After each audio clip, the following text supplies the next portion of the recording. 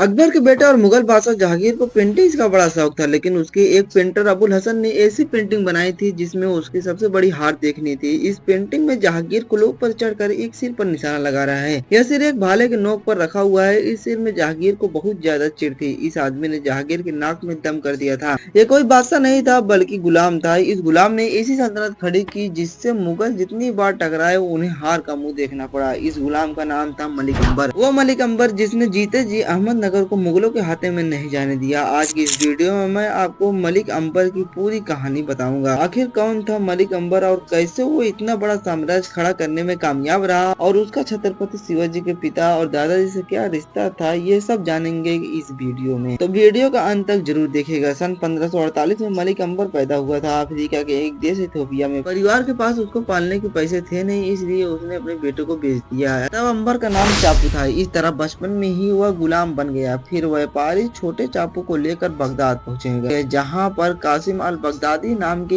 एक आदमी ने उसे खरीद लिया। बगदादी ने चापू को मुसलमान बनाया, उसे कारोबार ही सिखाई और लड़ाके की ट्रेनिंग दी। साथ ही नया नाम भी दिया अंबर। अंबर बेहद तेज दिमाग का था। उसने ये सब जल्दी जल्दी सीख लिया और जल्द ही पूरे बगदाद में वो फेमस हो गया। ज्यादा मुनाफा कमाने के चक्कर में उसके मालिक ने उसे दूसरे व्यापारी को बेच दिया। इस तरह से अंबर की एंट्री हुई दक्कन में। यहाँ अहमदनगर के निजाम का एक मंत्री था चंगेज खान। 12वीं सदी का चंगेज खान नहीं, बल्कि ये चंगेज खान अहमदनगर में हुआ करता था और इसके पास गुलामों की फौज थी। अंबर की तारीफें सुनकर उसने मलिक अंबर को खरीद लिया। कभी चंगेज खान भी गुलाम हुआ करता था। दक्कन में गुलामों की काफी इज्जत होती थी। वो आजाद रह सकते थे और उनकी आने वाली पीढ़ी गुलाम बने, ऐसा जरूरी नहीं था। अंबर भी चंगेज खान के फौज में भर्ती हुआ। उसकी मेहनत और लगन को देखते हुए जल्द ही चंगेज खान ने उसे अपना खास बना लिया। साल 1576 में उसके मालिक चंगेज खान की मौत हो गई तो अंबर आजाद हो गया। आजादी पाने के बाद उसने बीजापुर में काम किया, जहाँ पर उसे उपाधि मिली मलिक। इस तरह से उसका नाम हो गया मलिक अंबर। जिस दौर में मलिक अंबर को ये उपाधि मिली थी, उस टाइम पर दक्कन के क्षेत्र में मुगल बादशाह अकबर अपना कब्जा करना चाहता था। यहाँ अहमदनगर, गोलकुंडा, बीजापुर और मुगल आपस में ही लड़ते रहते थे। अंबर ने भी इस लड़ाई में एंट्री लिया और अपनी 200 गुलामों की छोटी लेकिन मजबूत टुकड़ी इकट्ठा की। मलिक अंबर मुगलों के खिलाफ हर सल्तनत को अपनी मदद पहुंचाता था, बदले में उसे पैसे मिलते थे। इसी बीच साल 1595 मलिक अंबर की किस्मत बदल गई। इस साल अहमदनगर में अंदरूनी लड़ाइयों का फायदा उठाकर अंबर ने अहमदनगर पर चढ़ाई कर दी। मलिक अंबर ने इस मौके पर अहमदनगर की मदद की। अहमदनगर की महारानी चांद बीबी ने इस मदद से मुगलों को हरा दिया। फिर 2 साल बाद दोबारा चांद बीबी और मुगलों के बीच लड़ाई हुई। इस लड़ाई में लेकिन मुगल जीत गए और 2 साल बाद 1599 में चांद बीबी के अपने ही लोगों ने उनकी हत्या कर दी। इस अंदरूनी कत्ल से मुगल फायदा लेने की सोच रहे थे कि उनके सिर पर एक और मुसीबत खड़ी हो गई। इस मुसीबत का नाम था मलिक अंबर। मलिक अंबर ने साल 1595 लगभग 7000 की सेना खड़ी कर ली थी और एक तरह से वो किंग नेकर बन गया था। चांद बीबी के पोते को उसने अहमदनगर का नया सुल्तान बनाया और अपनी बेटी की शादी भी सुल्तान से कर दी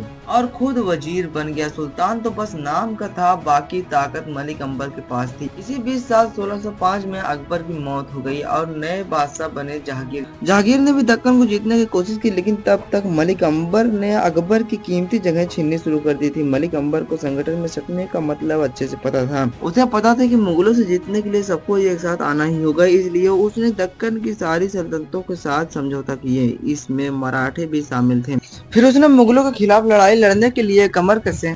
अंबर की लड़ाइयों में एक और शख्स उसका साथ दे रहे थे, जिनका नाम था मलूद।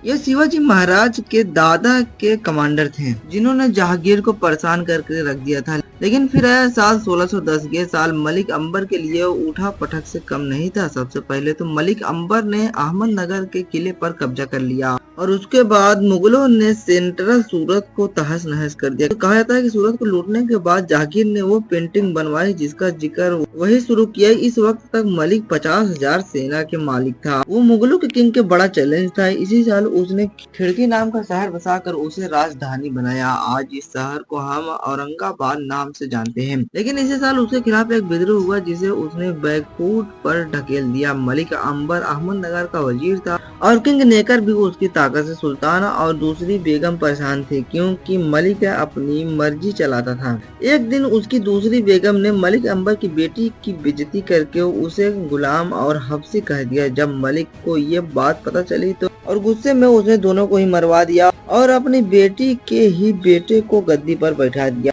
फिर उसने एक नया नियम बनाया और मराठा सरदारों को शाही दरबार की जमीनों का मालिक बना दिया। इसे मलिक अंबर की तरफ कई सारे मराठा सरदार आ गए, हालांकि कई उसके दुश्मन बन गए। इस दुश्मनी के चलते साल 1616 में मुगलों के साथ एक जंग में वो हार गया। फिर मुगलों से सांधी में उसको सरदार और अहमदनगर का किला मुगलों को देना पड़ा। अंबर की हार तो थी, लेकिन उसने दिमाग लगाया और भटवारी की लड़ाई में एक तीर से 2 निशाना लगाकर दोनों को हरा दिया। असल में यह जगह नदी के पास पड़ती थी, जहाँ पर एक बाग था और दोनों सेनाएं सामने आई। उसने बात खोल दिया, हर तरफ पानी और कीचड़ की वजह से मुगल फौज फंस गई। इसका फायदा उठाकर मलिक अंबर ने दोनों फौजियों को तहस नहस कर दिया। और इस जंग में एक और खास मराठा मलिक अंबर के साथ खड़े थे। इनका नाम था सहिजुल हौसले। पटवारी की लड़ाई जीतने के बाद मलिक अंबर दक्कन की हर सल्तनत उसकी इज्जत करती थी। इस जीत ने ही मराठों को भी अपने पैरों पर खड़ा होने में मदद की। फिर आगे चलकर उसने सोलापुर की भी जीत हासिल की। साल 1626 में 78 साल की उम्र में उसकी मौत हो गई। मलिक अंबर की ये कहानी आपको कैसा लगा, आप हमें कमेंट करके जरूर बताइएगा।